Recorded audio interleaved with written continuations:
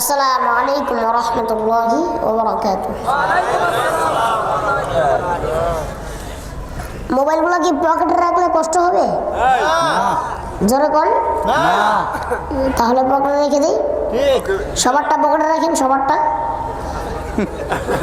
কার কারটা বাকি আছে? সবারটা রাখেন পকেটে।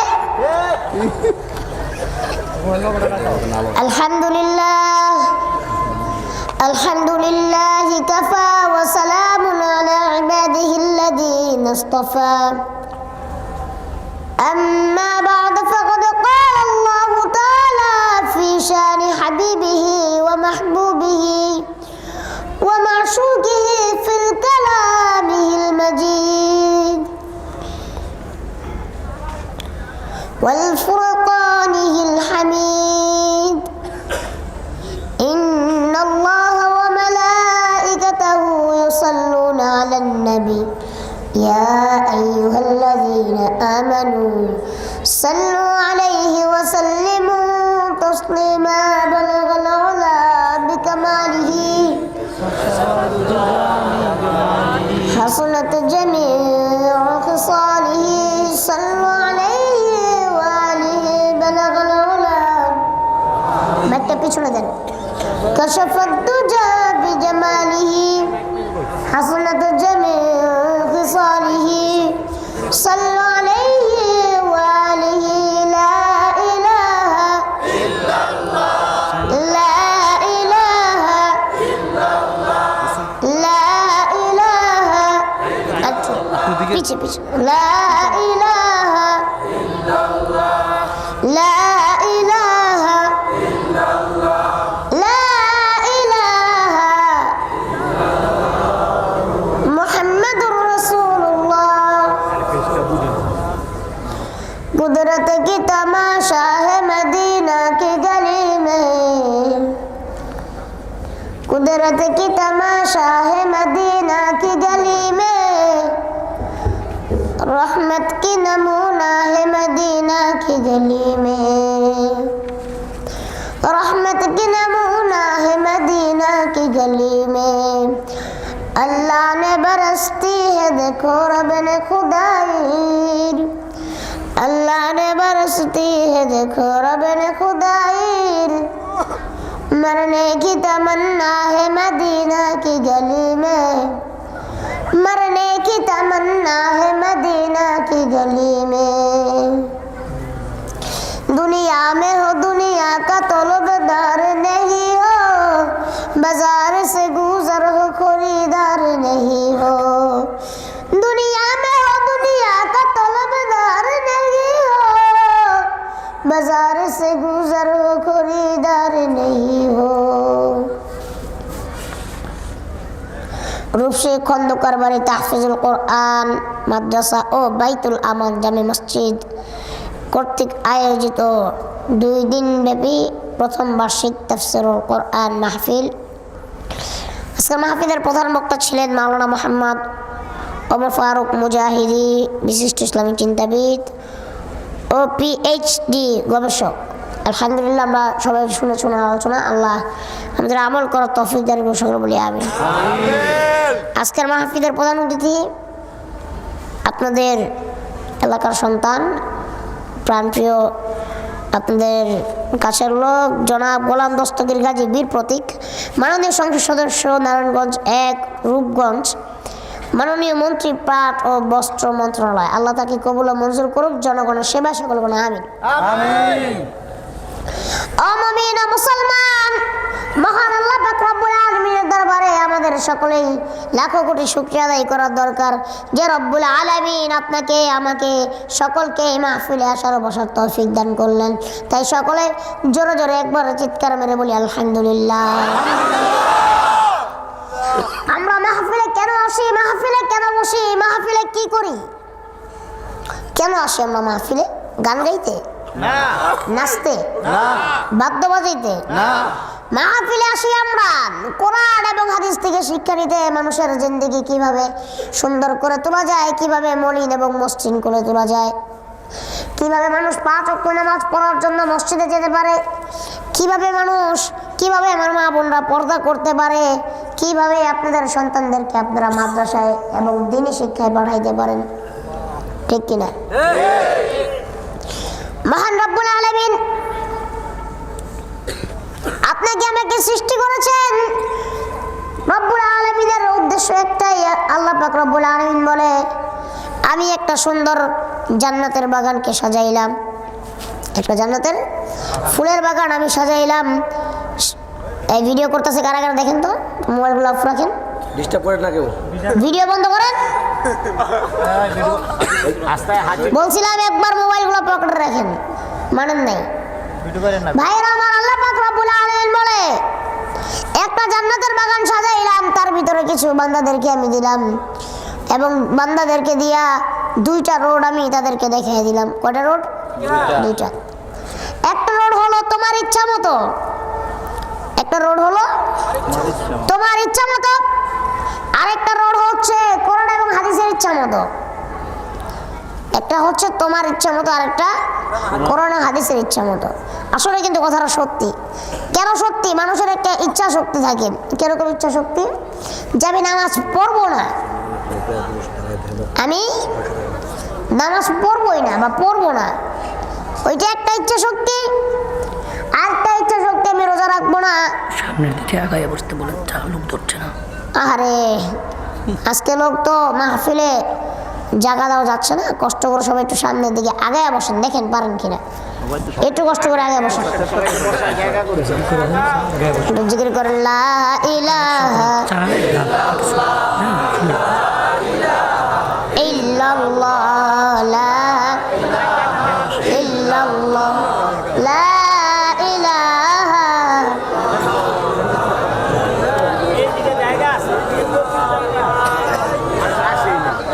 লা ইলাহা ইল্লাল্লাহু মুহাম্মাদুর রাসূলুল্লাহ সাল্লাল্লাহু আলাইহি। ভাইরা আমার, বলতেছিলাম আমরা আজকে এখানে এসেছি, এখানে বসেছি, অন্য কোনো উদ্দেশ্য আছে? নতুন কোনো উদ্দেশ্য আছে নাকি আমাকে দেখার জন্য? কার ভয়ে? আরো যারা চিৎকার করে বলেন, কার ভয়ে এসেছি? আল্লাহর ভয়ে। আল্লাহ কবুল মঞ্জুর করেন, সকালে বলেন আমিন। আল্লাহ এবার দ্বিতীয় কথা বলতেছে যে তোমরা হয়তো নিজেদের ইচ্ছা মতো চলো, না হলে আল্লাহর ইচ্ছা মতো চলো। এটা কিন্তু আসলে মানুষের ইচ্ছা শক্তি। অনেকে দেখবেন ইচ্ছা করে নামাজ পড়ে না, আছে না নাই? ইচ্ছা করে তোর পড়লাম না। অনেকগুলো দেখবেন আবার শুক্রবারও যায়, আছে না নাই? অনেকগুলো লোক দেখবেন আবার মাসের নামাজি। কিসের? মাসের। কেমন মাসের নামাজি? ওই যে সবে বরাত, সবে কদর, ওইগুলো আসলে তারপর যায় না, বিবি পিটায় পাঠায়, যাও নামাজে যাও। সারা বছর তো নামাজ পড়ো না, একটা রাত্র, যেই রাত্র আল্লাহ পাক রব্বুল আলামিন ভাগ্য নির্ধারণ করে, যাও তুমি নামাজে যাও। আর কিছু আছে বছরের নামাজি। বছরের নামাজি কোনগুলো জানেন? ওই সব মনে করেন মান ইজ্জত যা আছে এইগুলো বাঁচানোর লিগা ওই একবার মনে করেন ঈদের নামাজটা যায় পড়ে নিলাম, মানুষ কি করবো? তাদেরকে আমি বলি তোমরা সাবধান হয়ে যাও, আপনারা সাবধান হয়ে যান। কারণ হচ্ছে আপনি মানুষের ভয়ে নামাজ পড়েন, এই মানুষ আপনাকে আল্লাহর হাত থেকে রক্ষা করবে না। ওই মানুষ আপনার কবরে যাবে না, একমাত্র আপনার কবরে আপনিই যাবেন, আপনার কবরে আপনিই যাবেন, আর কেউ যাবে না। কাজেই ভাইরা আমার, মানুষকে ভয় পায় এখন লাভ নাই, ভয় পাইতে হইব কাকে? আল্লাহকে। এই জন্য আল্লাহকে ভয় করে আপনারা 5 ওয়াক্ত নামাজ আদায় করতে হবে। কিছু কিছু বললাম না মাসের নামাজি, আবার কিছু কিছু বেনামাজি যেটি পড়েই না। আল্লাহ পাক রব্বুল আলামিন সকলকে 5 ওয়াক্ত নামাজি বানায় দেন, সকলে বলে আমিন। আল্লাহ বলেন দুইটা রোড, একটা তোমার ইচ্ছা মতো, প্রথমটা তোমার ইচ্ছা মতো, প্রথম হলো কোরআন হাদিসের মতো, একটা ইচ্ছা মতো। এখন আমরা কি নিজেদের ইচ্ছা মতো চলবো, না কোরআন এবং হাদিস যা বলে সেই অনুযায়ী চলবো? কোরআন হাদিস অনুযায়ী চলবো। আল্লাহ সে তৌফিক দান করে, সকলে বলেন আমিন। আমরা যদি জান্নাতে যাইতে চাই, যদি কারো সুপারিশ পাইতে চাই, ভাইয়েরা আমার, কাল কিয়ামতের ময়দান আমার জন্য আপনার জন্য এত কঠিন হয়ে যাবে যে কিয়ামতের ময়দানে আপনার আমার আওয়াজ করার মতো ক্ষমতা থাকবে না। শুধু মানুষ বলবে ইয়া নাফসি ইয়া নাফসি। কত মানুষ লুকায় থাকবে, কত মানুষ টেনশনে থাকবে। ভাইয়েরা আমার, কেন এতগুলো মানুষ, এত মানুষ কেন টেনশনে থাকবে? করবে? অনেকগুলা কারণ আছে। কিছু কিছু লোক মা বাবা ভাই বোন আত্মীয় স্বজন নয় মুরব্বী পাড়া প্রতিবেশী যারা আছে তারা দেখলে লুকিয়ে যাবে। কেন লুকিয়ে যাবে? আল্লাহ কোরআনের ভাষায় বলেন ইয়াউমা ইয়াফিরুল মারউ মিন আখি, ওই দিন সবাই পলায়ন করবে। কারা কারা? ওয়া উম্মিহি ওয়া আবি, তোমার মা তোমার বাবা, ওয়া সাহিবাতিহি ওয়া বানি, তোমার সন্তান তোমার স্ত্রী, সব পলাবে। এবার প্রশ্ন করলাম কেন পালিয়ে যাবে? এবার উত্তর দিচ্ছে যে কেন পালিয়ে যাবে? যখন তোমার সাথে দেখা হবে, দেখা হওয়ার পরে বলবে ওরে বাবা ওরে মা, তুমি তো আমার মা ছিলা, তুমি তো আমার বাবা ছিলা, আমার জন্য বাবারে কত কষ্ট করছো, মারে আমার জন্য কত কষ্ট করছো, আমার জন্য তোমাদের জান জীবন ছিল, আজকে অল্প কিছু নেকের জন্য জান্নাতে যাইতে পারি না, তোমরা যদি আমার কিছু নেক দান করো তাহলে মনে হয় আমার জন্য জান্নাতে যাওয়া সহজ হয়ে যেত। এবার মাও চিনবে না বাবাও চিনবে না, বলবে তুমি আমার কিসের সন্তান, তুমি আমার কিসের সন্তান, তোমাকে আমি চিনি না, আমার তো দুনিয়াতে বিবাহী হয় নাই, তুমি আমার সন্তান কিভাবে হইলা? আমরা কথাবার্তা না বলি একটু। দ্বিতীয়ত, যখন আপনি আপনার সন্তানের কাছে আপনার বিবির কাছে যাবেন, গিয়ে বলবেন ও আমার সন্তান, তোর জন্য দুনিয়াতে আমি কত কষ্ট করলাম, তোকে আমি পড়াশোনা শিখাইয়া মানুষ করলাম, তোরে ভালো চাকরি নিয়ে দিলাম, তোর জন্য আমি কত পরিশ্রম করলাম, আমারে তুই একটা নেক দে, একটা নেকের জন্য আমি জান্নাতে যাইতে পারি না। সন্তান বলবে তুমি আমার কিসের বাবা, কবের বাবা, তোমাকে আমি চিনি না, সুতরাং তোমাকে আমি চিনি না, তুমি দূর হয়ে যাও। বিবির কাছে যাইবেন, বিবি চিনবে না। দুনিয়ার কোনো মানুষ যারা আপনার পরিচিত ছিল, যাদের জন্য কষ্ট করেছেন, যাদের জন্য গুনাহ করেছেন, যাদের জন্য ঘুষ খাইছেন, যাদের জন্য সুদ খাইছেন, যাদের জন্য হারাম খাইছেন, কেউ আপনার চিনবে না, সবাই আপনাকে দূর দূর করে তাড়িয়ে দিবে। ভাইরা আমার, ওই সময় একটা লোকই আপনাকে আমাকে চিনার মতো থাকবে, কিন্তু ওই লোকটা যদি চিনতে হয় দুনিয়ার সমস্ত কিছুকে পরে রেখে আগে ওই লোকটাকে রাখতে হবে। জনগণ ঠিক কিনা? এই দুনিয়ার সমস্ত কিছুকে পিছনে ফেলে দিয়ে আপনাকে আমাকে ওই লোকটাকে রাখতে হবে। সেই লোকটার নাম যদি আজকে বলতে যাই, সেই লোকটার নাম এমনভাবে বলতে হবে তিনি হলেন রাহমাতাল লিল আলামিন, সাইয়্যিদুল মুরসালিন, খাতামুন নবিয়্যিন, ইমামুল আম্বিয়া,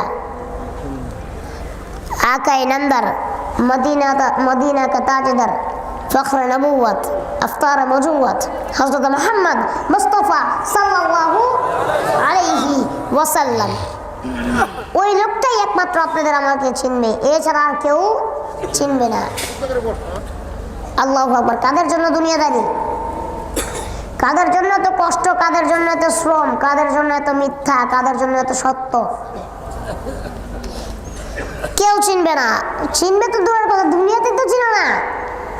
মরে গেলে তার বাপের সম্পত্তি কয় কাটা, কয় 5 কাটা, কয় আমি বড় ভাই আমার 3 কাটাতে, তোরা 2 ভাই বোন 2 কাটা নেই। এই দিকেও বাট পারি। মরে গেলে বাপে মরে গেছে মাটি দিতে হবে, এরকম খেয়াল নাই, হয়েছে কি হয় নাই। দেখছেন আপনারা এরকম? কয় আমার বাপের সম্পত্তি 5 কাটা, আমি নিব বেশি। বেটা যে মরে গেছে, যে কবর দিতে হবে, মাটি দিতে হবে, আরে গোসল করে জানাজা দিতে হবে, ওই হিসাব নাই। তারপর আর কিছু কিছু লোক আছে মা বাবার জন্য অনেক মায়া মহব্বত, অনেক দরদ, অনেক মায়া মহব্বত, অনেক দরদ। মা বাবা মরে গেলে 3 দিন 5 দিন 10 দিন 7 দিন 40 দিন 1 বছর, তারপরে কি করে জানেন নাকি? একটা ছবি, আপনার একটা ছবি বানায় একটা দেওয়ালে টাঙায় দেয়, আর মন থাকে না। আল্লাহ, কাদের জন্য দুনিয়াদারি? আল্লাহ রাসূলের এক সাহাবী নবীর কাছে গেলেন, যাওয়ার পরে জিজ্ঞেস করতেছেন ইয়া রাসূলুল্লাহ, ইয়া হাবিবাল্লাহ, নবী গো আপনি আমাকে বলে দেন দুনিয়ার ভিতরে সবচেয়ে দামি জিনিসটা কি, তাহলে আমি সেই জিনিসটার পিছনে সময় দিব। আল্লাহ নবী বলে আসো তোমাকে একটা উপলব্ধি করাই, তোমাকে একটা ঘটনা শোনাই। একজন লোকের 3টা ভাই ছিল।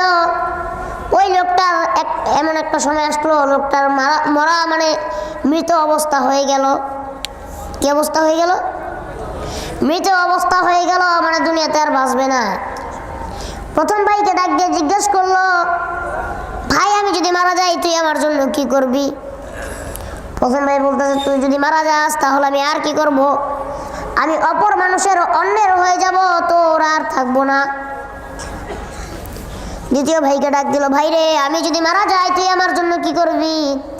দ্বিতীয় ভাই বলল, ভাই তুমি যদি মারা যাও তোমার জন্য আমি অনেক কান্নাকাটি করব, তোমাকে আমি দাফন করব, জানাজা পড়াবো, কাফন দিয়া তোমার কবর রেখে চলে আসবো। এবার তৃতীয় ভাইকে ডাক দিল, ভাই রে আমি যদি মারা যাই তুমি আমার জন্য কি করবা? ওই ভাই বলে, ভাই রে তোর সাথে আমি দুনিয়াও ছিলাম, তোর সাথে আমি কিয়ামতের দিনও এবং কবরেও আমি তোর সাথে সঙ্গী হয়ে যাব। আরো আস্তে কোন। এবার রাসূল বলতেছে, বলো তো কোন ভাই উত্তম? তখন বলতেছে তৃতীয় ভাই। কোন ভাই? তৃতীয় ভাই। এবার রাসূলুল্লাহ বলেন, প্রথম ভাই হচ্ছে তোমার টাকা পয়সা ধন সম্পত্তি, তুমি মারা গেলে একেবারে সঙ্গে সঙ্গে অন্য লোকের হয়ে যাবে, হয়তো আপনার ছেলের, না হলে মেয়ের, না হলে বিবির, না হলে আত্মীয় স্বজনের। এর মানে বোঝা যায় কি টাকা পয়সার কোনো মূল্য নাই, ধন সম্পদের 1 টাকারও মূল্য নাই। এবার বলতে দ্বিতীয় ভাই হলো তোমার আত্মীয় স্বজন, তোমার ছেলে মেয়ে, তোমার আত্মীয় স্বজন। তুমি মরে গেলে তোমার জন্য চিৎকার করে হাউমাউ করে কাঁদবে।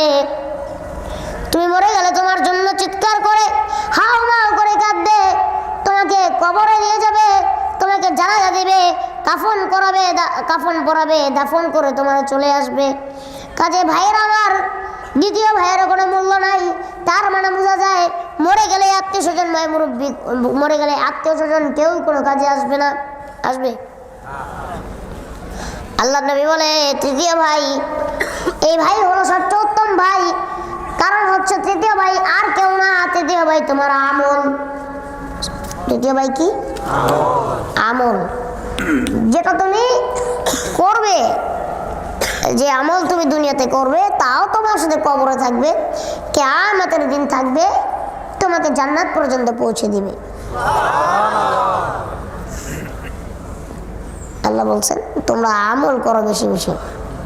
খায়রুকুম মান তাআল্লামাল কুরআনা ওয়া আল্লামা। এই আমলের ভিতরে সবচেয়ে বড় আমল, আল্লাহ বলেন আমি অসংখ্য অগণিত মাখলুক সৃষ্টি করেছি। কিন্তু আগে এটা একটা গণনা ছিল, বিজ্ঞানীরা একবার গণনা করছে 18,000। আপনারা জানেন কি না? 18,000। আবার বিজ্ঞানী একটু রিসার্চ করলো পানির তলা যাইয়া, পানির তলা যখন নতুন করে রিসার্চ করলো, ওইখানের ভিতরেই নানান প্রজাতি, অনেক ধরনের প্রজাতি, ওই প্রজাতির ভিতরেই 30,000 মাখলুক শুধু পানির তলেই পেল। সুবহানাল্লাহ কয় না? ভাইরা আমার কত মাখলুক আছে যা আমরা নিজের চোখে দেখি না, আছে না নাই? এসব মাখলুককে সৃষ্টি করেছেন কে? আল্লাহ। এই জন্য ভাইরা আমার অসংখ্য অগণিত মাখলুকের ভিতরে আল্লাহ পাক রব্বুল আলামিন বলেন সবচেয়ে দামি মাখলুক সে কে? মানুষ এবং ইনসান, মানুষ এবং জিন এবং ইনসান, এটা হলো সর্বশ্রেষ্ঠ মাখলুক। এবার আল্লাহ পাক রব্বুল আলামিন বলে এবার সর্বশ্রেষ্ঠ মাখলুকের ভিতরে, এবার সর্বশ্রেষ্ঠ মাখলুকের ভিতরে সর্বশ্রেষ্ঠ ব্যক্তি একজন কে? সর্বশ্রেষ্ঠ মাখলুকের ভিতরে সর্বশ্রেষ্ঠ ব্যক্তি আছে। এই জন্য আল্লাহ নবী বলেন খায়রুকুম মান তাআল্লামাল কুরআনা ওয়া আল্লামা। যিনি নিজে কোরআন শিখে এবং অপরকে শিক্ষা দেয়। সুবহানাল্লাহ। এত অসংখ্য অগণিত মাখলুক, তার ভিতরে আবার সর্বশ্রেষ্ঠ মাখলুক মানুষ এবং জিন, তার ভিতরে আবার সর্বশ্রেষ্ঠ ব্যক্তি ওই লোক যিনি নিজে কোরআন শিখে এবং অন্যকে শিক্ষা দেয়। নিজের ছেলেকে শিখাবেন নাকি? 100% দিনী ইলম তলব করা প্রত্যেক মুসলমানের উপর ফরজ। কিরকম ফরজ? যেমন আপনার জন্য আপনার সন্তানের উপরে ফরজ, আপনার মা বাবার আপনার উপরে ফরজ, ঠিক কিনা? নিজেদের ছেলে মেয়েদেরকে, মাদ্রাসার নাম কি আমাদের? তাহফিজুল কোরআন। এই মাদ্রাসায় নিজেদের ছেলে মেয়েদেরকে পাঠাবেন। হ্যাঁ, মহিলাও আছে, পুরুষ আছে, দুটোটা আছে। আপনারা পাঠাবেন, আপনাদের কাছে আমার অনুরোধ, আপনার কাছে আমার মিনতি। ইনশাআল্লাহ যাদের যাদের ছোট ছোট ছেলে মেয়েরা আছেন সবাইকে পাঠিয়ে দিবেন। দেখবেন একদিন ভবিষ্যতে বড় আলেম হয়ে হয়তো আপনাকে কিছু দিতে পারবে না, যদি নাও দিতে পারে, কাল কিয়ামতের ময়দানে আপনি তার দ্বারা মুক্তি পেয়ে যাবেন। ভাইরা আমার, বলতেছিলাম কিয়ামতের দিনের কথা। কেউ চিনবে না, কেউ জানবে না, চিনেও না চিনার ভান করবে। ওই দিন এমন একটা লোক আপনাকে আমাকে চিনবে, আপনি আমি যখন পানির পিপাসায় চিৎকার করতে থাকবো। এই যে দেখেন কত হাজার হাজার কিলোমিটার বর্গ মাইল উপরে আমাদের এই সূর্যটা, ওই সূর্যটা যখন ওই দিক থেকে আমাদের তাপ দেওয়া আরম্ভ করে, গরমের দিনে অনেক মানুষ অসুস্থ হয়ে যায়, অনেক মানুষ মারাও যায় গরমে। আমাদের কাছে গরম কম, বাংলাদেশের মানে সর্বোচ্চ তাপমাত্রা 42 না 48 কত, কিন্তু মরুভূমির স্বাভাবিক তাপমাত্রাই 48-42 সৌদি আরবে সাহারাতে। তাহলে চিন্তা করেন কত গরম। এরকম ভাবে ভাইরা আমার, কাল কিয়ামতের ময়দানে একটু দিলটাকে নরম করে কথাটা শুনবেন। ওই সূর্যটা অত উপরে থেকে আমাদের অসুস্থ করে ফেলে, ওইদিকে কার লাইট জ্বলে, এই লাইট বন্ধ করো। অত দূরে থেকে আপনাকে আমাকে অসুস্থ করে ফেলবে। আপনাকে আমাকে অনেক সময় সূর্যের কারণে, ওই রোদ্রের কারণে মানুষ মারাও যায় গরমে। আর আল্লাহ পাক রব্বুল আলামিন বলেন, তুই হলি নাফরমান, তুই আমার সাথে নাফরমানি করেছিস, ওই দিন তোর মাথার উপরে আমি ওই একটা সূর্য না, ওইটার 70টা সমান তাপ দিয়া একটারে বানাইয়া তোর মাথার 1.5 হাত উপরে দাঁড়া করাই দিব। বৈজ্ঞানিক চাঁদ, মার্স, মঙ্গল গ্রহ, হ্যাঁ, এইগুলো নিয়ে গবেষণা করে। সূর্যে মানুষ বিজ্ঞানিক যায় না। কেন যায় না? এর তাপের কারণে।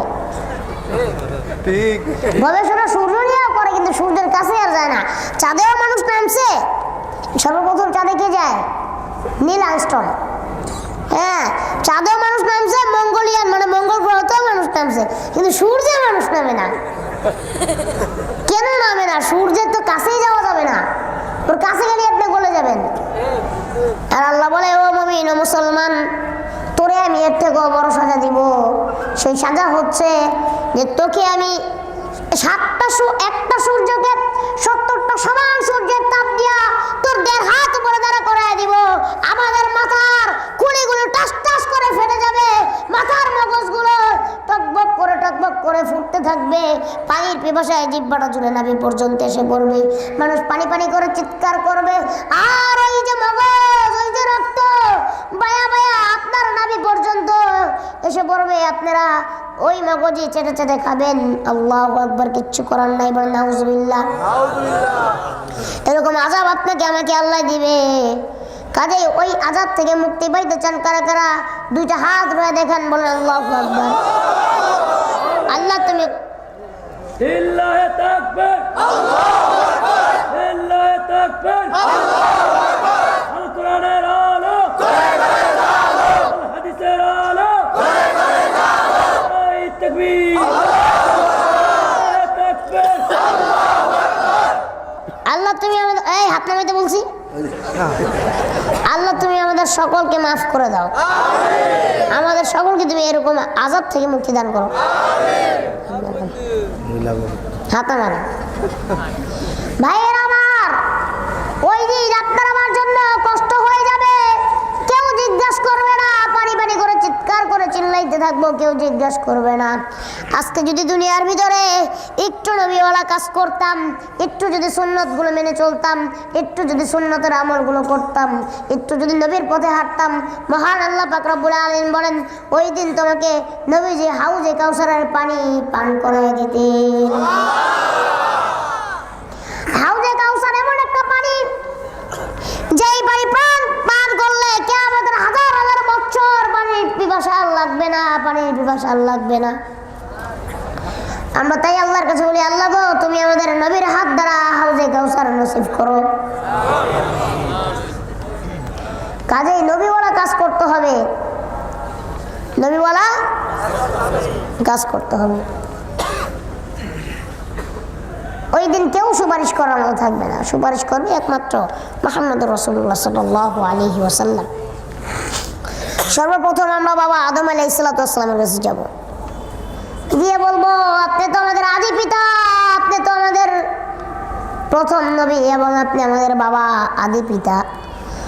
আপনি একটু আল্লাহর কাছে বলেন আল্লাহ যেন আমাদের এই কিয়ামতের কঠিন আযাব থেকে মুক্তি দান করেন। বাবা আদম আলাইহিস সালাম বলবে আমি পারবো না, কারণ হচ্ছে আমি নিজেই তো আল্লাহর হুকুমটা অমান্য করেছি, আমি পারবো না, আমি আল্লাহর হুকুম অমান্য করেছি, কাজেই আমার কাছে শোনা, তোমরা অন্য কারোর কাছে যাও। মানুষ চলে যাবে মুসা আলাইহিস সালামের কাছে, যাওয়ার পরে বলবে ও মুসা আলাইহিস সালাম আপনি একটু আল্লাহর কাছে বলেন আল্লাহ যেন আমাদের মাফ করে দেয়। মুসা আলাইহিস সালাম বলবে ও আল্লাহর বান্দা, ও আল্লাহর গোলামেরা, আমি আল্লাহর একটি হুকুম অমান্য করেছি, কাজে আমি তো ভয়ে আছি, আমি আল্লাহর কাছে সুপারিশ করতে পারবো না। যাবেন নূহ আলাইহিস সালামের কাছে, যাবেন ইব্রাহিম আলাইহিস সালামের কাছে, ইসমাঈল আলাইহিস সালামের কাছে, সর্বশেষ যখন ঈসা আলাইহিস সালামের কাছে যাবেন, ঈসা আলাইহিস সালাম বলবে যে আমি সুপারিশ করতে পারবো না, কিন্তু তোমরা দেখো ওই যে একজন লোক তোমরা লক্ষ্য করে দেখো আল্লাহর আরশের নিচে সিজদায় পড়ে কান্দে, তোমরা যদি সেই লোকটার কাছে যাইয়া বলো যে আল্লাহর কাছে আমাদের জন্য সুপারিশ করেন, সেই একমাত্র তোমার জন্য সুপারিশ করতে পারবে, আর কেউ পারবে না। সবাই আমরা তার কাছে চলে যাব, যে বলবো নবী গো আমরা আপনার উম্মত, আমরা আল্লাহর গোলাম, ও নবী আমরা কিয়ামতের এই আযাব সহ্য করতে পারি না, একটু আল্লাহর কাছে বলেন আল্লাহ যেন আমাদের মাফ করে দেয়। আমাদের সেই নবী দুনিয়াতেও ইয়া উম্মতি বলে চিৎকার করেছেন, এখনো মদিনায় আমার নবী জিন্দা, সব শুনতে পায়, ঠিক কিনা? তোরা হয়তো জানেন না, এখনো যদি নবীর কোনো খাঁটি উম্মত, আল্লাহর কোনো খাঁটি বান্দা মদিনায় যাইয়া নবীর রওজার সামনে সালাম দেয়, এখনো নবী সালামের উত্তর দেয়। অনেক হাজী সাহেব বলেছেন যে এখনো যদি নবীর যে সালাম দেন, নবী সালামের উত্তর বলে। এই জন্য ভাইয়ের আমার, নবী আবার সিজদায় পড়ে যাবেন, কান্নাকাটি করতে শুরু করে দিবেন, আর বলবেন আল্লাহ গো আমার উম্মত গুলোর তুমি যেই পর্যন্ত জান্নাতে না দিবা, আমি নবী সেই পর্যন্ত আর এই সিজদা থেকে মাথা উঠাবো না। আমার আল্লাহ বলবে নবী গো জান আপনার উম্মত গুলো আমি জান্নাত দিয়ে দিলাম, সুবহানাল্লাহ কয় না? জান আপনার উম্মত গুলোকে আমি জান্নাত দিয়ে দিলাম। এরকম ভাবে আল্লাহ নবীর যত উম্মতের আছে সব উম্মতদের জান্নাতে দিবে, কিছু কিছু উম্মত ব্যতীত। দুনিয়াতে নবীর কথা মানেন নাই, নবীরা ভালোবাসেন নাই। বাংলার জমিনে এমন লোক আছে নবীর কটূক্তি করে, আছে না নাই? বাংলার জমিনে এমন লোক আছে নবীরে গালি দেয়, আছে না নাই? তোমরা নবীরে গালি দাও, নবীরে কটূক্তি করো, মরার সময় মুখটা বেকা হইয়া জবানটা বন্ধ হয়ে মরে যাবা, রাস্তাঘাটে রোড অ্যাক্সিডেন্টে মরবা। কেন মরবা? নবীরে গালি দেওয়ার কারণে, নবীকে কটূক্তি করার কারণে। এই জন্য আমরা চাই বাংলার জমিনে কখনো যেন এরকম কাফের না পয়দা হয় যারা নবীকে গালি দেয়, নবীকে কটূক্তি করে। বাংলার জমিনে মুসলিমের অভাব নাই, মুসলমানের অভাব নাই। আজকে যদি আমার জমিনে, আমার বাংলার জমিনে আল্লাহকে নিয়ে, নবীকে নিয়ে কেউ কটূক্তি করে, আমরা সঙ্গে সঙ্গে তার বিচার করব, ঠিক কিনা? বাপের গালি যদি মারতে যাও, দৌড়ায়া বাস লইয়া বটি লইয়া দৌড় দাও, কোপাইতে যাও, নবীর গালি দেয়, গায়ে লাগে না? কত বড় শয়তান, নবীকে নিয়ে কটূক্তি করে, দেখছেন না আপনারা সবাই? আল্লাহ ওরে হেদায়েত দান করুন। আর আমার মা বোনদের কাছে হাতে ধরি, পায়ে ধরি, মা বোনরা, আপনাকে হুজুর ইন্ডিয়া গেছিল ওয়াজ করতে কিছুদিন আগে, তো যাওয়ার পরে আমি দেখলাম এই স্টার জলসার জি বাংলা ইন্ডিয়ান মহিলারাই কম দেখে, ওরাই কম দেখে। আমাদের দেশের মহিলারা যেই আকারে আর যেইভাবে স্টার জলসার জি বাংলা দেখে, ইন্ডিয়ার মহিলারা দেখে না। শুধু দেখলেই ভাবছিল, শুধু দেখলো বুঝা যায় না, দেহে থাক কি করবেন, তো ঘরে যে টিভির আসাদ দিয়ে ভাঙলে আপনার করতে বাইর করে দেবেন। এই জন্য শুধু দেখলে কি করবেন, কিছু করার নাই, ডিশ লাইনটা কেটে দিতে হবে, যেন ডিশ লাইনটা অফ করে দিতে হবে। আমার মা আমার বোনেরা, তোমরা একটু চোখ দিয়ে দেখো না মায়ানমারের মা বোনরা কি করলো, কি অবস্থা করলো। ফিলিস্তিনের মা বোনেরা, তুমি তো বাচ্চাটা কোলে নিয়ে রাত্রেবেলা ঘুমাও, তুমি তো বাচ্চাটাকে সঙ্গে নিয়ে রাত্রেবেলা ঘুমাও। আমার মা আমার বোন, ওই যে ফিলিস্তিনে যে মা বোন, ইরাকে যে মা বোন, সিরিয়ায় যে মা বোন, কালকে সকাল পর্যন্ত বাঁচবে কিনা তার গ্যারান্টি নাই। তুমি তো বাচ্চাটাকে কোলে নিয়ে ঘুমাও। আর এটা দেখে এমন ভাবে দেখার লিমিট নাই এদের। 4টা বাজে বসে রাত্র 12টা পর্যন্ত, শেষ হয় না। স্বামীর খেদমত করে না, পোলাপান মাদ্রাসায় পাঠায় না, স্কুলে পাঠায় না, কলেজে পাঠায় না, ভার্সিটিতে পাঠায় না, রান্না বাড়া করে না, শুধু মনে করেন টিভি আর সিরিয়াল। ইনশাল্লাহ বন্ধ হবে তো আমাদের বাংলাদেশে এইগুলা। যার যার বাড়িতে আছে যে সবাই হেদায়েত করে দিবেন, টিভি সিরিয়াল আর দেখা যাবে না। এগুলো না দেখে ভালো কিছু দেখেন, দেখবেন প্রত্যেকদিন দেখায়, সারাদিনই দেখায়। আমি দেখি প্রায় সময় যে মক্কা মদিনা লাইভে হজ কিভাবে হচ্ছে, এগুলো দেখাচ্ছে সারাদিন। হ্যাঁ, মদিনায় কি হচ্ছে, মক্কায় কি হচ্ছে, কোন সময় নামাজ পড়ছে, কিভাবে পড়ছে, সব দেখা যাচ্ছে। ওইগুলো না দেখা আপনারা দেখেন স্টার জলসার জি বাংলা। এটা দেখার জন্য আমার ভাই, আমার বোনেরা, আমার মা, গত বছরও একই কাহিনী, 7 জন যুবতী প্রাণ দিয়েছে, কয়েকজন মহিলা তালাকও দিয়েছে। কেন তালাক দিয়েছে জানেন? ওই যে কিসের জামা, কি জানি জামার নাম, কিরণমালার পাখি। স্বামী চিন্তা করে, আহারে আমার বিবিকে কিনে দিব, আমার মেয়েকে কিনে দিব, কেন কিনে দিব? এইগুলা কিনে দিল তো রাস্তার যেই পুরুষেরা আছে, যাদের আচরণ খারাপ, যাদের নজর খারাপ, তারা তো আমার স্ত্রীর দিকে তাকাবে, তারা তোমার মেয়েটার দিকে তাকাবে। আহা, কিনে দেয় না, এই জন্য গলায় ফাঁসি দিয়ে মরে গেছে, সাথে লাভ দিয়ে মরে গেছে। এই জামা কিনে দেওয়া বন্ধ করতে হবে। আমাদের মহিলাদের পড়তে হবে কালা বোরকা, মুখ দেখে রাস্তায় চলতে হবে। কেন কাজকর্ম করা মহিলাদের নিষেধ ইসলামে? কে বলছে মহিলাদের কাজকর্ম করা জায়েজ আছে? কিভাবে জায়েজ আছে? এই পর্দার ভিতরে থেকে নামাজ পড়ে। ওইগুলা করবেন না, খালি ফতোয়াবাজি করে ঘুরেন, কখনো তা হবে না। এই জন্য আমার মা, আমার বোন, আপনারা হয়ে যান নবীর মেয়ে ফাতেমার মতো, আপনারা হয়ে যান নবীর মায়ের মতো, আপনারা হয়ে যান আসিয়ার মতো, আপনারা হয়ে যান মা আয়েশা সিদ্দিকার মতো। তাহলে দেখবেন আপনাদের জন্য দুনিয়া এবং আখিরাত দুটোটাই আপনাদের জন্য সহজ হয়ে যাবে। ছেলে মেয়েকে কোরআন শিক্ষা দেন, হাদিস শিক্ষা দেন, নামাজ শিক্ষা দেন, দিন শিক্ষা দেন। কোরআন শিক্ষা দাও ছেলে মেয়েকে, ওহে মুসলমান, জান কবজের সময় তোমার হইবে রে আসান। কোরআন শিক্ষা দাও ছেলে মেয়েকে, ওহে মুসলমান, জান কবজের সময় তোমার হইবে রে আসান। এই জন্যই আপনারা নিজেদের ছেলে মেয়েদেরকে কোরআন শিক্ষা দিবেন। মা বোনদের কাছে বলি 5 ওয়াক্ত নামাজ পড়বেন, পর্দার ভিতরে থাকবেন, চেষ্টা করবেন পর্দার ভিতরে চলার।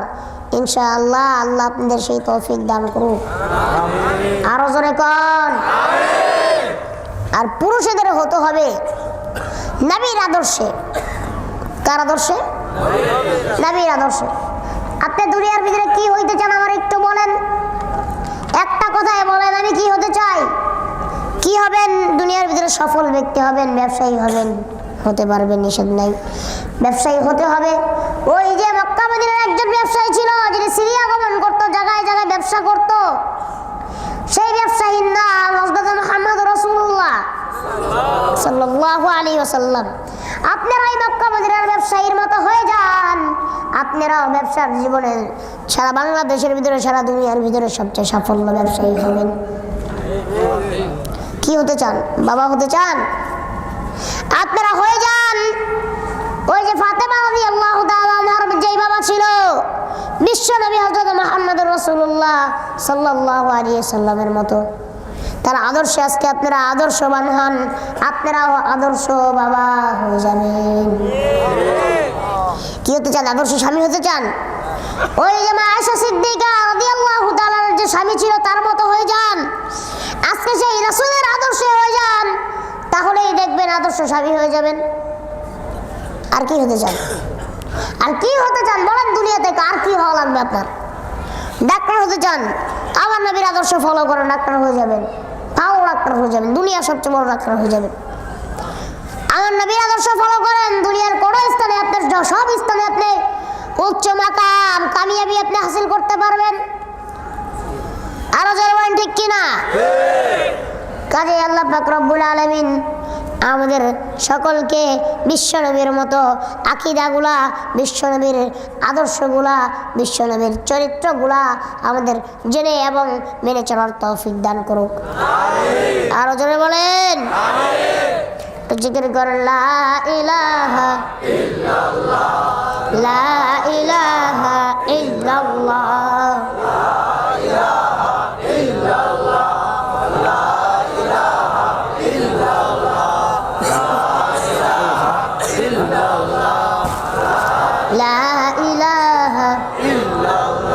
লা ইলাহা ইল্লাল্লাহ মুহাম্মাদুর রাসূলুল্লাহ। এইগুলো শিক্ষা নিতে হলে আলেম ওলামার প্রয়োজন আছে না নাই? আছে। ভণ্ড পীরের মুরিদ না হইয়া হক্কানি পীরের মুরিদ হন। চরমনাই আছে না নাই? চিৎকার বেরোনো আছে না নাই? তারপর আপনার উজানি আছে না নাই? এরকম আরো বড় বড় যেই পীরের আছেন যারা আপনাদের আমাদের কাছ থেকে গরু আর মহিষ দাবি করে না, তাদের কাছে ইনশাআল্লাহ আমরা যাব না? নানুপুর আছে না নাই? আরো বড় বড় যেই সমস্ত যারা হক্কানি আলেম ওলামা আছে তাদের কাছে যাব, তাদের কাছ থেকে কোরআন এবং হাদিস শিক্ষা নিব। আল্লাহ সেই তৌফিক দান করে দেন, জোরে বলেন আমিন। কোটি টাকার মালিকে দেখো অভাব হয় না দূর, গরিব ঘুমায় আরাম করে মনটা বাহাদুর। ফেরাউনের লাশটা দেখো মিশর জাদু ঘরে, খায় না মাছি পোকা পাখি সবাই ঘৃণা করে।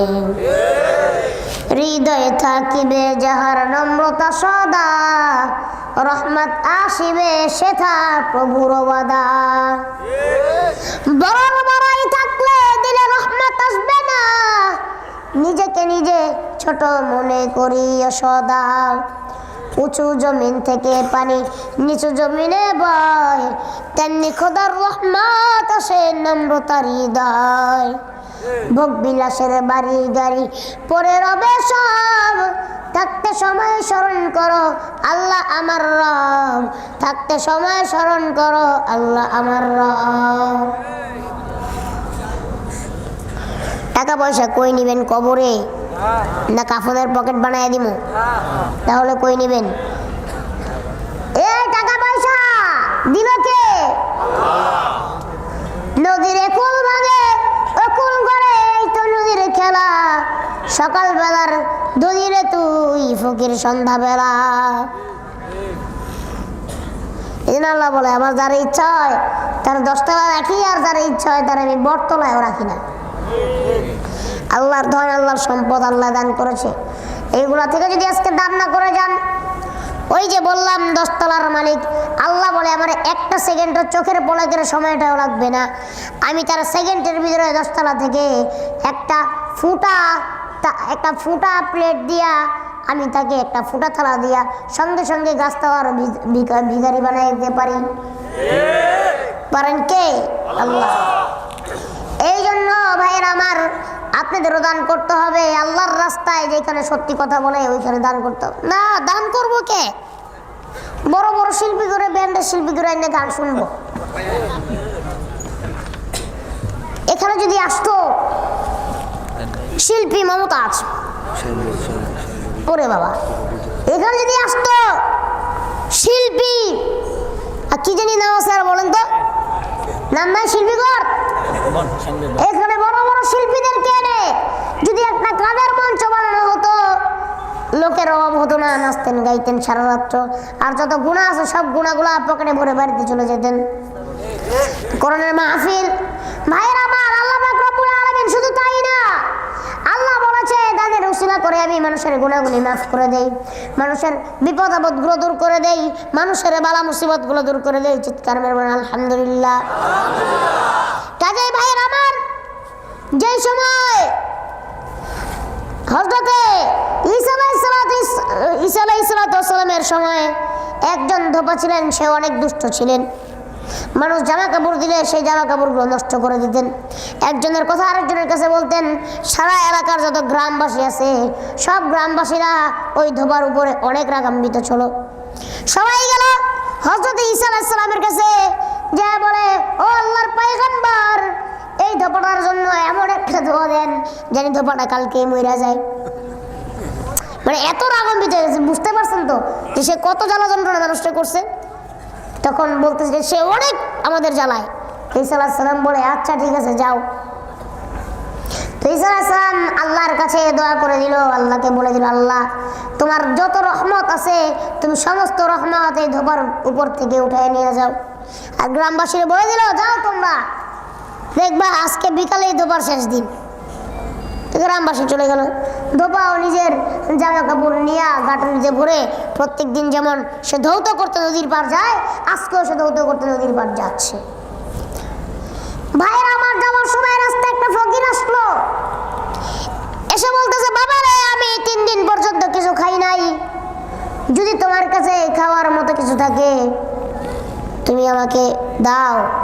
ধোপার মায়া লেগে গেল। সে তার গাঁটুরি থেকে একটা রুটি বার করলো, ও রুটি বার করে ওই ফকিরটাকে দিয়ে দিল। ফকিরটা রুটিটা খাইয়া আল্লাহর দরবারে 2টা হাত উঠে দোয়া করলো, আল্লাহ গো, তুমি এই লোকটার জিন্দেগির সমস্ত গুনাহ খাতাগুলি মাফ করে দাও। ধোপার অনেক খুশি লাগলো কথাটা শুনে। আরেকটা রুটি সেটাও দিয়ে দিল ধোপা। সেই রুটিটা খাইয়া ধোপা আল্লাহর কাছে দোয়া করতেছে, বাবুদ গো, এই লোকটার যত বালা মুসিবত আছে, এই লোকটার যত সমস্যা আছে, তুমি সমস্ত বালা মুসিবত গুলো, সমস্ত সমস্যাগুলো তুমি দূর করে দাও। আল্লাহ এটা শুনে আরো ভালো লাগছে। এবার তৃতীয় যে রুটি, আরেকটা রুটি ছিল, ওইটাও দান করে দিয়েছে ধোপায় দান করে দিয়েছে ফকিরে। এবার ফকির খায়া বলতেছেন, আল্লাহ গো, যে আমারে আরেকটা রুটি দিল, মাবুদ গো, তুমি তোমার যত রহমত আছে সব রহমত এই লোকটার উপর বর্ষিত করো, তুমি তাকে একটা ভালো মানুষে রূপান্তরিত করে দাও।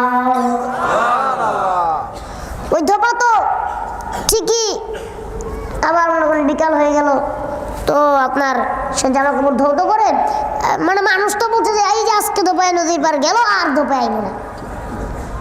উনি আবার এরকম ভাবে আবার নিজের বাড়ির দিকে রওনা হলেন জামা কাপড় ধুয়ে। গ্রামবাসীরা দেখে অবাক, চলে গেলেন আল্লাহর পয়গম্বরের কাছে, যে বলে, ও আল্লাহর পয়গম্বর ঈসা, আপনি কি দোয়া করলেন? ধোপা তো এখনো জীবিত। ঈসা আলাইহিস সালাম বলে, কি বলো? বলে, হ্যাঁ। ঈসা আলাইহিস সালাম সঙ্গে সঙ্গে ধোপার কাছে চলে গেলেন। যাওয়ার পরে বলতেছেন, আল্লাহর কাছে জিজ্ঞাসা করলো লাগে হাত উঠে, যে আল্লাহ, এই ধোপা কেমনে জীবিত? আপনি তো বললেন তোর দিন শেষ। আল্লাহ বলে, ঈসা রে, ওই ধোপা জীবিত তার কারণ আছে। ওই ধোপা রাস্তায় 3টা রুটি একটা ফকিরকে দান করেছে, কাজে এই ফকিরের দোয়া আমি আল্লাহ কবুল করেছি। যে সাপ এই ধোপাকে দংশন করার জন্য এসেছিল, সাপের মুখে আমি আল্লাহ লোহার সীসা মেরে দিয়েছি। ঈসা আলাইহিস সালাম দৌড়ে গেলেন। যাওয়ার পরে ধোপারে বলো, এ ধোপা, তুমি তোমার গাঁটুরিটা খুলো। ধোপা যখন গাঁটুরিটা খুললো, দেখলো বিশাল বড় এক অজগর সাপ গাঁটুরি থেকে বের হয়ে আসছে। এবার সাপকে ডাক দিতেছে ঈসা আলাইহিস সালাম আরবি ভাষায় আসওয়াদ। সাপ বলতেছে, লাব্বাইকা ইয়া রাসূলুল্লাহ, এবার সাপকে ঈসা আলাইহিস সালাম বলে, ও সাপ, তোমার তো আল্লাহ পাঠাইছে, কিসের কারণে তুমি কি করলা? সাপ বলতেছে, আল্লাহ সাপের জবান খুলে দিয়েছে। কোন সুবহানাল্লাহ। জবানের মালিক কে? আল্লাহ। সাপের জবান খুলে দিয়েছে। সাপ বলতেছে, আমি তো এই দুপুরে মারার জন্য এসেছিলাম আল্লাহর হুকুমে, কিন্তু দুইটা ফেরেশতা এসে আমার মুখে লোহার সীসা দিয়ে আমার মুখকে সিল করে দিয়েছে। দেখেন দানের কত বরকত, দোয়ার কত বরকত। আপনারা দান করবেন ইনশাআল্লাহ, করবেন না? আপনারাও দান করবেন, আপনারাও দোয়া নেবেন। আপনাদের কাছে টাকা পয়সা কিচ্ছু চাই না, এই মাদ্রাসাটার জন্য কিছু চাল এবং কিছু ডালের বস্তা চাই। আমি দোয়া করে যাবো ইনশাআল্লাহ। দুইটা হাত উঠাইয়া। জি আচ্ছা, আমাদের এইখানে আপনাদের এক বছরে কতটুকু চাল লাগে? কয় বস্তা? 80 বস্তা। প্রায় 80 বস্তার মতো এক বছরে চাউলের প্রয়োজন। এক বস্তা চাইলের দাম বেশি না। আপনারা আজকে নিয়ত করে যান 5 বস্তা 10 বস্তা কে কে দিবেন এই মাদ্রাসার জন্য, এটাই কিন্তু আপনার থেকে যাবে, আর কিচ্ছু থাকবে না দুনিয়াতে। বলেন কে কে দিবেন? একটু কষ্ট করে, আমি মুসাফির, আমি দোয়া করে যাবো আপনাদের জন্য। দুটো হাত উঠায়া বলেন একটু কষ্ট করে কে কে দিবেন? 5 বস্তা 10 বস্তা 1 বস্তা 2 বস্তা যে যা পারেন বলবেন কষ্ট করে। চাউলের দাম তো আর বেশি না ইনশাআল্লাহ। বলেন কষ্ট করে দেখি। নারায়ে তাকবীর, নারায়ে তাকবীর। আপনার নাম? মোহাম্মদ শফিকুল ইসলাম সাহেব। 1 বস্তা চাল আল্লাহ কবুল ও মঞ্জুর করেন, সকলে কোন আমিন। নারায়ে তাকবীর। আল্লাহু আকবার। মোহাম্মদ আরিফ ভুইয়া সাহেব 5 বস্তা চাল আল্লাহ জানে বলে বরকত দান করুক। একটা হাত উঠাই আল্লাহুম্মা আমিন। আল্লাহ তোমার এক বান্দা শফিকুল 1 বস্তা চাল, তোমার আরেক বান্দা আরিফুল 5 বস্তা চাল। আয় আল্লাহ, তুমি তোমার বান্দাদেরকে এই দানের উসিলা করে তাদের জিন্দেগির গুনাহ খাতাগুলি মাফ করে দাও। মক্কা মদিনা দেখার তৌফিক দান করে দাও। 5 ওয়াক্ত নামাজি বানায় দাও। দিনদার মুত্তাকি পরেজগার বানায় দাও। ইমানদার বানায় দাও। আয় আল্লাহ, তুমি তাদের মনের সমস্ত নেক মাকসুদগুলি পূরণ করে দাও। আমার রাসেল ভাই, ওনার আব্বা মারা গেছে, উনি 5 বস্তা চাল দিবেন। নারায়ে তাকবীর। মোহাম্মদ রাসেল সাহেব আব্বা মারা গেছে দুনিয়াতে, আব্বা নাই, 5 বস্তা চাল আল্লাহ কবুল ও মঞ্জুর করুন। হাত আল্লাহুম্মা আমিন। তোমার আরেক বান্দা মোহাম্মদ রাসেল 5 বস্তা চাল। আয় আল্লাহ, আব্বার কবরকে জান্নাতের বাগান বানায় দিও। আব্বার জিন্দেগির গুনাহ খাতাগুলি মাফ করে দিও। আয় আল্লাহ, আব্বার কবরকে তুমি, আব্বার কবরে সুন্দরভাবে তুমি জান্নাতের নহর তুমি বিছায় দিও। জান্নাতে জামা, জান্নাতের টুপি তুমি পরায় দিও। মাওলা কবরের আযাবকে তুমি মাফ করিয়ে দিও। আয় আল্লাহ, যে দান করলো তুমি তাকে 5 ওয়াক্ত নামাজি দিনদার মুত্তাকি ইমানদার বানায় দিও। আমিন। পারভেজ মোল্লা কত? 5 বস্তা চাল। মোহাম্মদ পারভেজ মোল্লা 5 বস্তা। জোরে কোন আমিন। ইনশাআল্লাহ সবার জন্য আমার জন্য দোয়া হবে।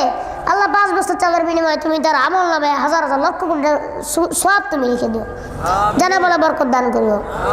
কোন একটু কষ্ট করে বলেন 1 বস্তা করে দেওয়ার আলহামদুলিল্লাহ অনেকের সক্ষমতা আছে। তবে এখন তো দিচ্ছেন না, দিয়ে দিবেন ইনশাআল্লাহ, কিনে ক্রয় করে দিয়ে দিবেন। মহিলারাও আছে মসজিদে, দিলে মহিলারা আছেন, যদি আপনারাও দেন লিখে দিবেন, পাঠিয়ে দিবেন ছেলে মেয়েদেরকে দিয়ে। মোহাম্মদ জাহিদুল ইসলাম, উনি দিবেন 5 বস্তা। মোহাম্মদ জাহিদুল ইসলাম, উনি 5 বস্তা চাল আল্লাহ কবুল করুন। আমিন। আর কে কে দিবেন বলেন কষ্ট করে? কে? হাত উড়াইছে। দাঁড়ান দাঁড়ান দাঁড়ান যান। যারা যারা দিবেন একটু দাঁড়ান, কষ্ট করে, কিচ্ছু মনে করেন না, দাঁড়াইবো না। নাম বলেন? খন্দকার হালিম। খন্দকার হালিম সাহেব 2 বস্তা চাল। আপনার আরেকজন সাথে ছিল, আপনি নাম? মোহাম্মদ আব্দুল্লাহ সাহেব 1 বস্তা চাল। আর ওদিকে একজন দাঁড়াইছিলেন, নাম? মোহাম্মদ আওলাদ হোসেন 1 বস্তা চাল। আল্লাহ সকলকে কবুল ও মঞ্জুর করুক। আমিন। লেখেন, আর পারলে একটু পরিচিত কিছু দেখা আর চিনবে সবাইকে, না পারলে একটু নাম্বারটা দিয়ে যাবেন পরিচিত হলে, তাহলে বলেন আর কে দিবেন। আরে ভাই 1 বস্তা চাল চাইছি, 15-20 হাজার 2 লাখ টাকা চাই নাই। 1 টাকা 5 টাকা 10 টাকা থেকে আরম্ভ করে যারা যারা দান করলো মাওলা সকলের দানকে তুমি কবুল ও মঞ্জুর করে নাও। যে যে উদ্দেশ্য দান করলো সকলের দানের যে যার যার মনে যে নেক মাকসুদ মাওলা সকলের মনে নেক মাকসুদগুলো তুমি পূরণ করে দাও। আয় ইয়া রাব্বাল আলামিন। মাওলাই কারীম, আমরা তোমার প্রতিপয় গুনাহগার নাখানদান পাপী আসামি বান্দা। আয় আল্লাহ, তোমার দরবারে হাত উত্তোলন করলাম, তোমার কোরআনের তোমার হাদিসের কথা বললাম।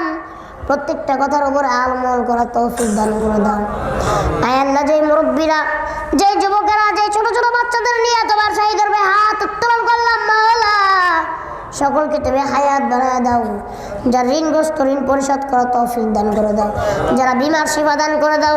আয় আল্লাহ, যারা অসুস্থ দান করে দাও।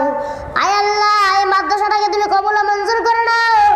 আয় আল্লাহ, এই তাহফিজুল কোরআন মাদ্রাসাকে তুমি তোমার গায়বী খাজনা থেকে যা যা প্রয়োজন হয় তুমি সব কিছু পূরণ করে দাও। আল্লাহ, এই মাদ্রাসার ছাত্রগুলোকে বড় বড় হাফেজ আলেম হিসাবে তুমি কবুল মঞ্জুর করে নাও। আমরা যারা যারা হাত রয়েছি মাওলা, জানি না কার জানি আব্বা নাই, কার জানি আম্মা নাই। আব্বা আম্মার কবরকে জান্নাতের বাগিচা বানায় দাও।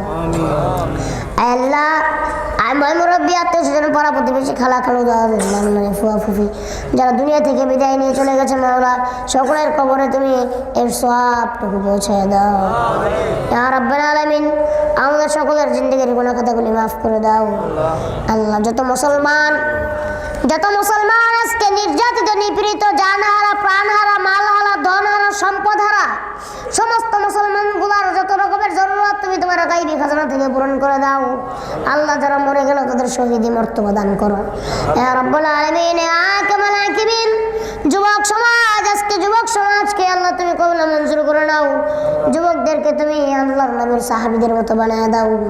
আয় আল্লাহ, তুমি আমাদের দোয়াগুলি কবুল মঞ্জুর করে নাও। আয় আল্লাহ, যুবক ভাইদের জন্য আল্লাহ কি বলবো, আল্লাহ বলার মতো কিছু নাই। তারা অনেক টাকা পয়সা মাহফিলে দিয়ে সাহায্য করছে মাওলা, তুমি যুবকদের সমস্ত রকমের বিপদ আপদ বালা মুসিবত দূর করে দাও। পড়াশোনায় মনোযোগ বাড়ায় দাও, ব্যবসা বাণিজ্য মনোযোগ বাড়ায় দাও, কাজ কর্মে এমনিতে দান করো। ইয়া রাব্বুল আলামিন, আমাদের সকলকে তুমি সব কিছু বুঝার ও মানার তৌফিক দান করে দাও। আয় আল্লাহ, মাহফিল করতে গিয়ে অনেকে টাকা পয়সা দিয়েছে রে মাওলা, সকলের টাকা পয়সাগুলোকে তুমি হালাল টাকা পয়সা হিসেবে কবুল করে নাও।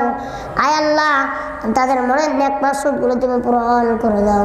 ইয়া রাব্বুল আলামিন, আমাদের দোয়াগুলো কবুল করে নাও। আমি নুরুল ইসলাম এতগুলো লোককে কি দিয়ে বিদায় দিব? আমার কাছে মাওলা দেওয়ার মতো কিছুই নাই। তুমি সকলের আমলনামায় লক্ষ লক্ষ কোটি কোটি সওয়াব তুমি লিখে দাও। আমাদের সকলকে একবার হলো মক্কা মদিনা যাওয়ার তৌফিক দান করে দাও। যদি মক্কা মদিনা যাইতে পারি, একদিন ঘুমের ঘরে তোমার দয়া নবী মায়ের নবীকে স্বপ্ন দেখিয়ে দিও। আয় আল্লাহ, এই মাদ্রাসাটাকেও তুমি কবুল করে নিও। কালকে আমাদের দিন এই মাদ্রাসাটাকে এই এলাকার নাজাতের জরিয়া হিসেবে কবুল মঞ্জুর করে নিও। আর যদি মক্কা মদিনা না যেতে পারি, একদিন ঘুমের ঘরে তোমার দয়া নবী মায়ের নবী বিশ্ব নবী হযরত মুহাম্মদ রাসূলুল্লাহ সাল্লাল্লাহু আলাইহি ওয়াসাল্লামকে স্বপ্ন দেখিয়ে দিও। আয় আল্লাহ, মহিলা মাদ্রাসাকেও তুমি কবুল করে নাও। আর মরণের সময় একদিন সকলের জবানে জারি করে দিও, ওয়াজাল আখিরা কালামিনা ইনদাল মাউতি লা ইলাহা ইল্লাল্লাহু মুহাম্মাদুর রাসূলুল্লাহ সাল্লাল্লাহু আলাইহি ওয়াসাল্লাম। আসসালামু আলাইকুম।